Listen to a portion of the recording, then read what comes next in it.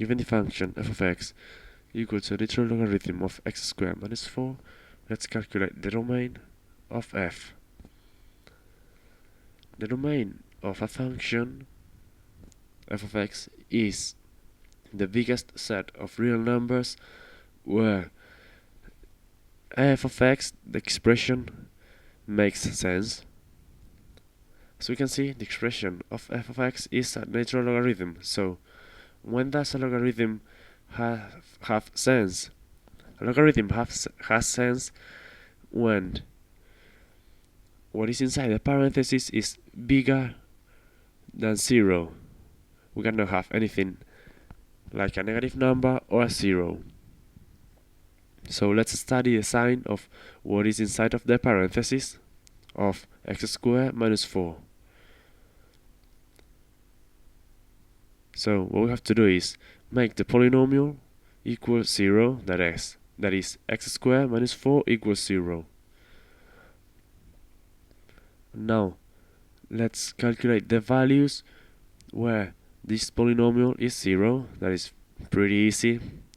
X squared is equal 4. From here x is equal to plus minus the square root of 4 equal to plus minus 2. These values are not going to be into the domain because plus or minus 2 in x squared minus 4 is 0, so it would be the natural logarithm of 0, and that is not possible. Now let's represent on a straight line the domain. Here we have the minus 2 and then the 2. They are a point with nothing inside because these values minus 2 and 2 are not into the domain. Now let's study the sign of the function in these three different intervals. And for this, what we have to do is to get a value smaller than minus 2, that is the minus 3, a value between minus 2 and 2, let's get the 0 to make it easier, and a value bigger than 2, that is going to be 3.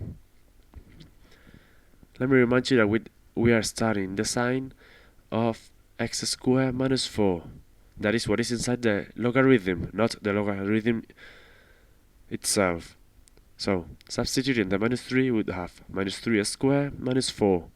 Substituting the 0, we would have 0 squared minus 4, and with the 3, 3 squared minus 4.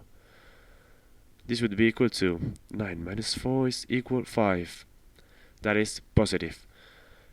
0 squared minus 4 is minus 4. That is negative. And 3 squared minus 4 is 9 minus 4, and that is equal 5, positive again.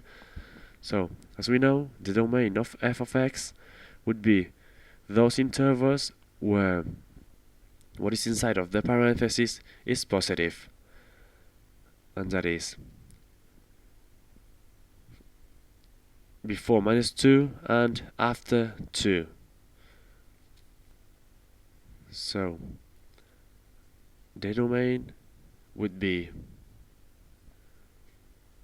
from minus infinite to minus 2, that is this interval on the left side, from minus infinite again to minus 2, and minus 2 is not included in the domain, and the other part of the domain would be 2 and plus infinite, both of them not included, of course. This would be the domain of f.